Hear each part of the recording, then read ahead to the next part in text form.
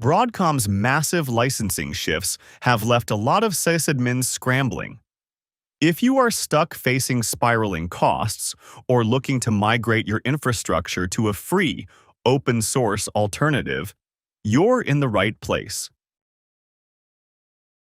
In this video, I'm going to show you exactly how to safely migrate your live VMware virtual machines straight into Proxmox VE using the powerful, native ESXi Import Wizard. No clunky third-party cloning tools, no complex command line configurations, and absolute zero data loss. Best of all, we're doing this entire demo inside a standard everyday home lab running a basic Intel i5 processor and 32 gigabytes of RAM. If I can run it here seamlessly, you can deploy it in production. Let's get into it. Before we press a single button inside Proxmox, we have to prepare our source VM. If you just copy the disk over blindly, your virtual machine will likely crash or blue screen on boot because of conflicting hypervisor drivers. First, boot up your guest operating system. Navigate to your control panel, locate VMware Tools, and completely uninstall it from the system. Don't worry if the screen resolution changes slightly. That's completely normal.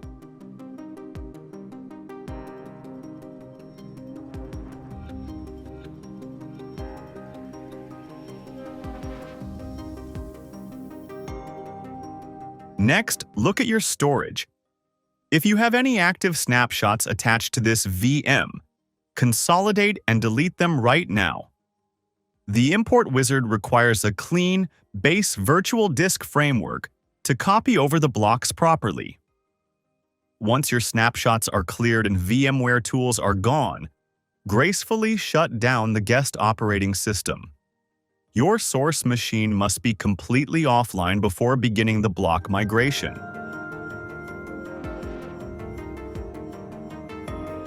Now, let's head over to Proxmox.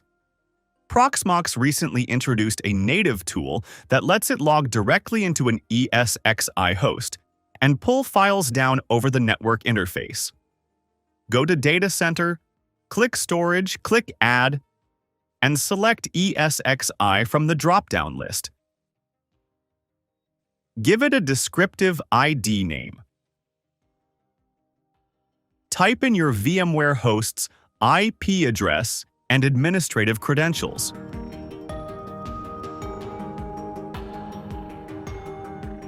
Once you hit Add, look at your left-hand storage layout.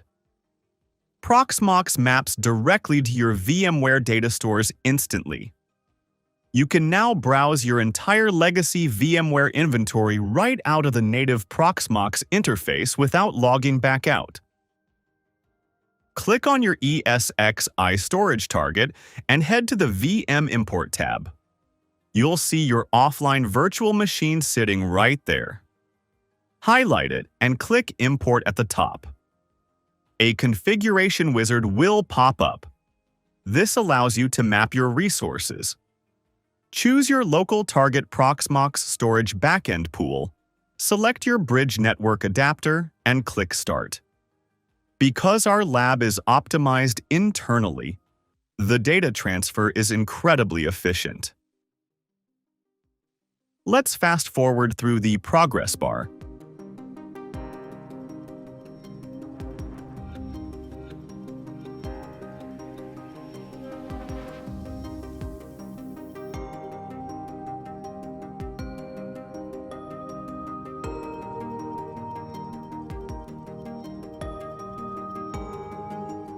Now that our import task is officially completed, we have a couple of quick but critical steps to handle before we hit that power button. We need to grab the official VirtIO ISO file so our Windows guest can communicate with Proxmox's high-performance virtual hardware. I've left the direct, official download link right down in the description below so you can grab the ISO file right now.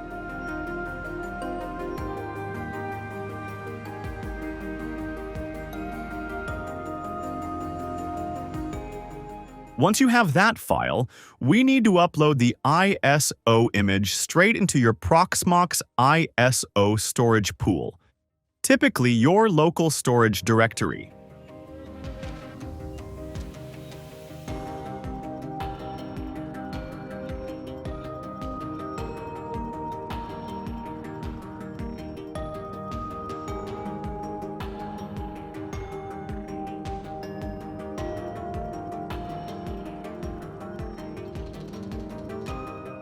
With the ISO safely on our server, let's attach it to our newly imported virtual machine's CD drive. Simply select your virtual machine from the left-hand tree, click on the Hardware menu, and locate the CD/DVD drive. Change the target to your uploaded VirtIO ISO file and hit Save.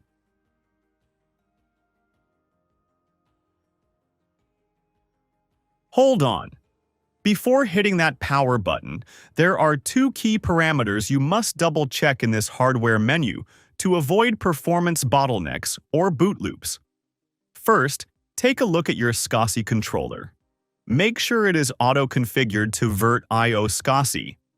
This ensures optimal disk interface handling. Second, head down to your network device, Net0. Click Edit, and change the model type from the legacy E1000 over to VirtIO, para-virtualized. This step is absolutely crucial for unlocking maximum network speed and reducing CPU overhead.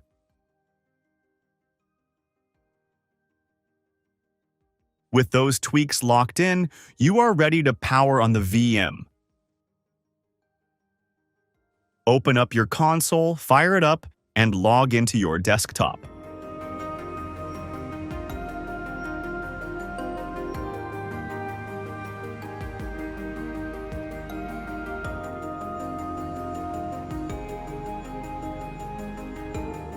Once you're in, open File Explorer, and you will see the VirtIO successfully mounted right inside your virtual CD/DVD drive.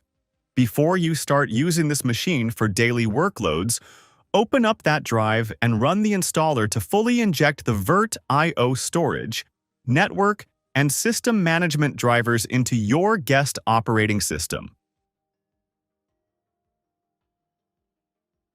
As you can see, migrating away from legacy, expensive enterprise ecosystems doesn't have to be a multi-week headache if you utilize the native tools built right into the platform.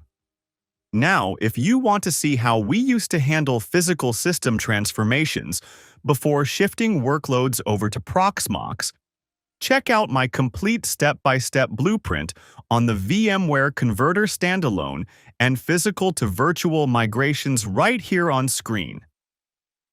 Drop your lab questions down in the comments below. Smash that subscribe button to keep optimizing your virtual infrastructure layout, and I will see you in the very next guide.